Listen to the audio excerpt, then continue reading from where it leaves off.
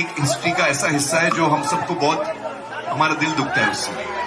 تو کشمیر میں جو کشمیری پنڈتوں کے ساتھ ہوا ہے وہ یقیناً بہت ہی دکھ کی بات ہے, اور ایسی ایک فلم جو بنی ہے اس ٹاپک پہ وہ یقیناً ہر ہندوستانی کو دیکھنا چاہیے, اور ہر ہندوستانی کو یہ یاد کرنا چاہیے کہ ایک انسان پہ جب اس پہ اتیاچار ہو تو کیا بیتتی ہے.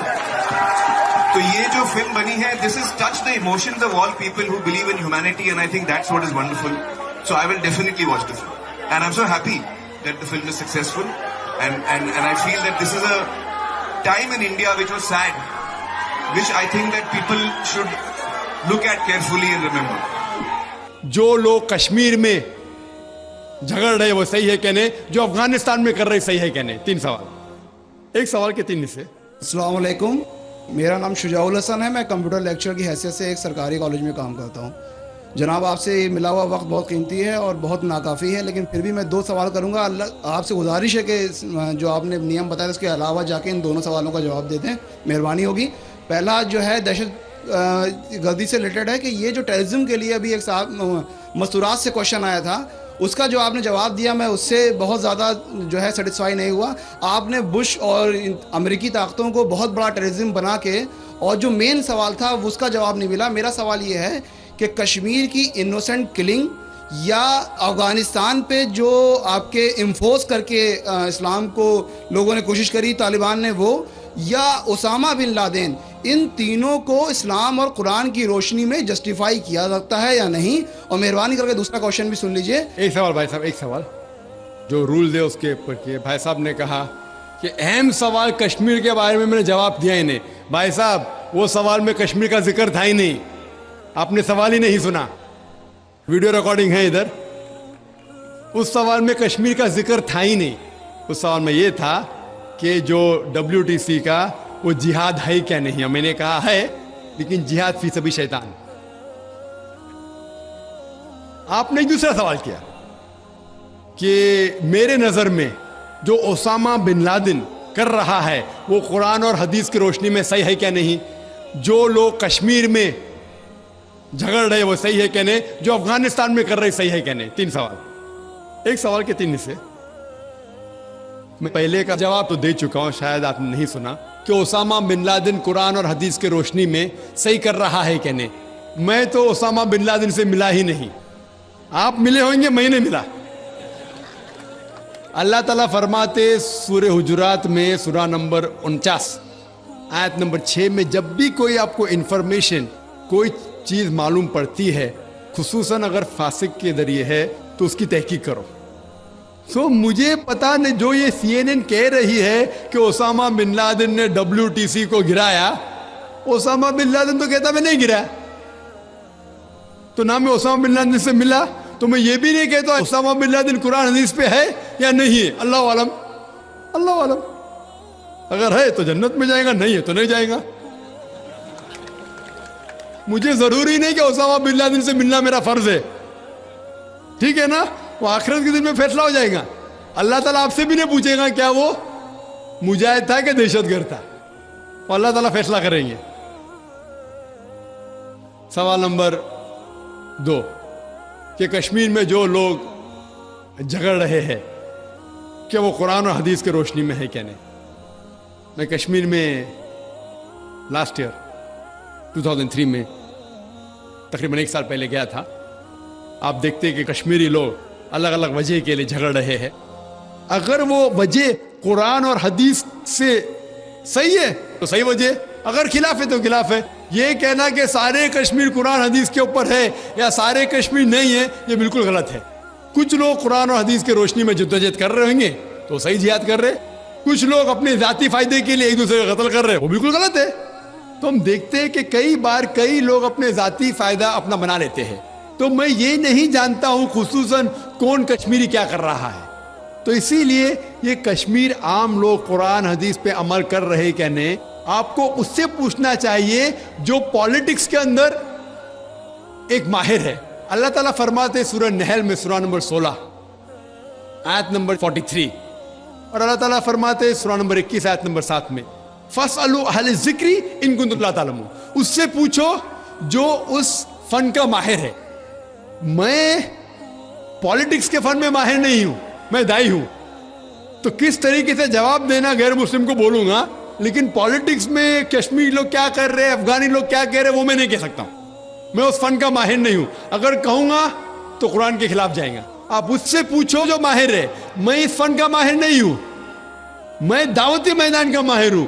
आप भगवत गीता के बारे में पूछिए, रामायण के बारे में पूछिए, हिंदुइज्म के बारे में पूछिए, ईसाईयत के बारे में पूछिए, ये अफगानिस्तान के बारे में या कश्मीर के बारे में, मैं इस फन का माहिर नहीं हूं।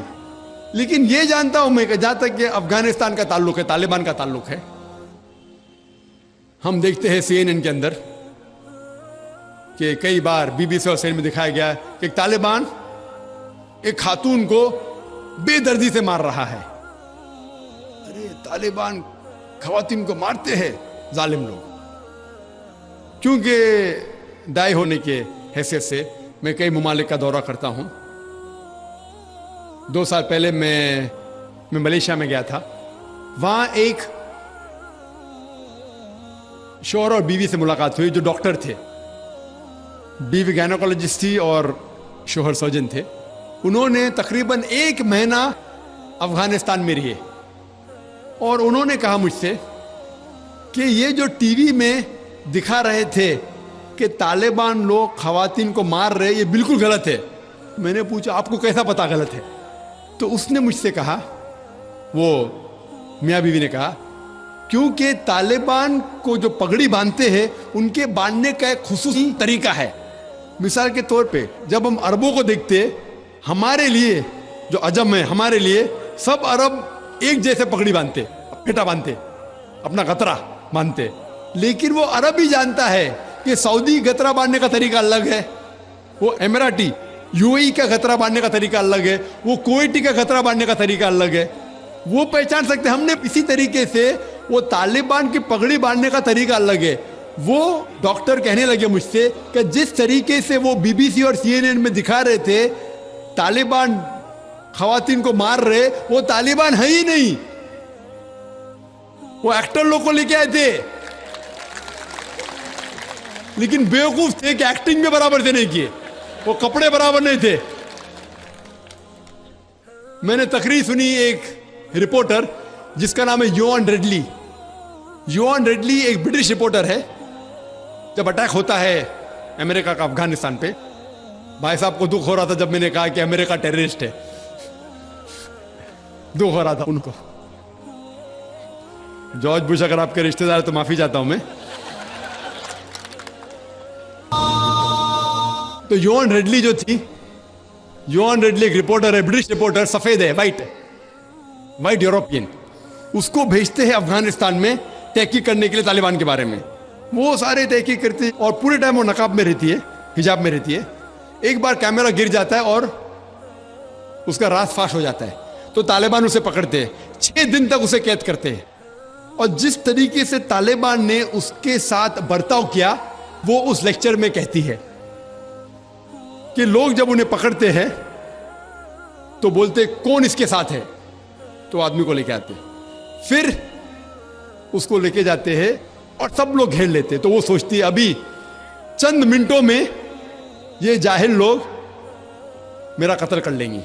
शायद हो सकता है क्या 10-15 तालिबान मेरा बलात्कार करेंगे, उसके जहन में ये सब जा रहा है, सोच रही हो सकता है कि मुझे झाड़ पे से लटका देंगे। वो एकदम डरी हुई होती। 1 घंटे तक लोग उसे घेरते लेकिन कोई भी सामने नहीं आता। वो सोचते अभी मेरी मौत, अभी मेरी मौत। 1 घंटे बाद एक अफगान औरत आती है और उसके जिस्म की जांच पड़ताल करती है। फिर उसे पता लगता है हां ये लोग समझते हैं कि मेरे पास हथियार है। वो इतना तेज में आती है, अगर उन लोग मेरे से पूछना चाहिए, हथियार में बोलती नहीं है। 1 घंटा तक के मैं तड़प के मर रही हूं कि ये आज मुझे मारेंगे। वो तेज में आके क्या करती है, अपना स्कर्ट उठा लेते, देखो मेरे पास हथियार नहीं है। जैसा स्कर्ट उठाती है, तालिबान 180 डिग्री उस तरफ देखते और भाग जाते। तो वो कहती है अपने तकरीर में, तालिबान को मारने के लिए बम गिराने की जरूरत नहीं।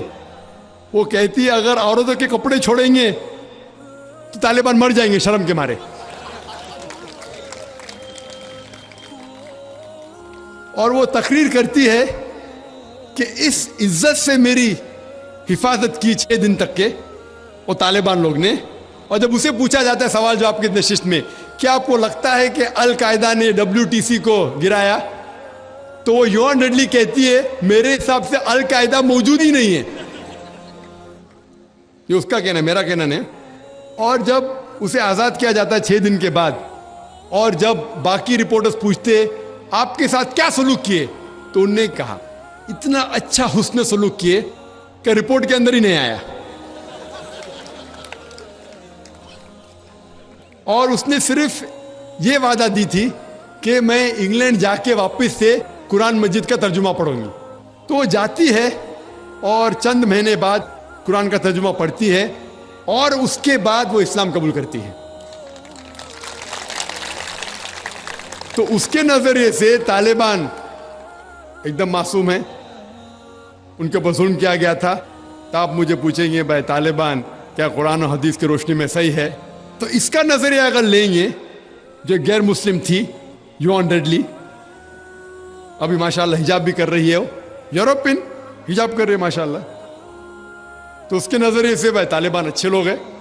تو اسی لیے نظریہ بدلتے جاتا ہے. امریکہ کے حساب سے طالبان ظالم لوگ ہیں. تو میڈیا ایسی چیز ہے کہ کوئی بھی ہیرو کو زیرو بنا سکتی ہے.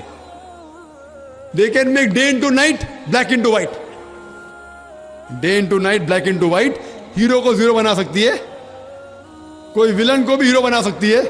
تو اسی لیے قرآن مجید میں اللہ تعالیٰ فرماتے کوئی بھی چیز آپ کے پاس آتی ہے اس کی تحقیق کرو تیسرے کو پہنچانے کے پہلے. تو اسی بنیاد پہ میں نے کہا تھا, کیا نام ہے, اسامہ بن لادن کو جانتا ہوں نہ, یہاں کیا ہو رہا ہے پتہ نہیں مجھے, افغانستان بھی میں نہیں گیا ہوں, لیکن یہ رپورٹ کے ذریعے یہ پتہ لگتا ہے کہ یہ جو امریکہ کر رہی ہے اپنے میڈیا کے ذریعے, یہ شیطانی حرکت جو غلط فہمی پھیلا رہی ہے, اس کی سزا تو انشاءاللہ انہیں ملیں گی.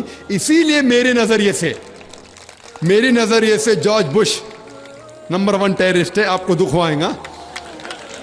جب میں لندن میں گیا تھا, وہاں ایک تقریر کی اور میں جواب دیا, تو ایک نوجوان اٹھ کے کہتا ہے کہ جارج بش کو ہم دعا کرتے ہیں کہ اللہ تعالیٰ اس کا قتل کرے.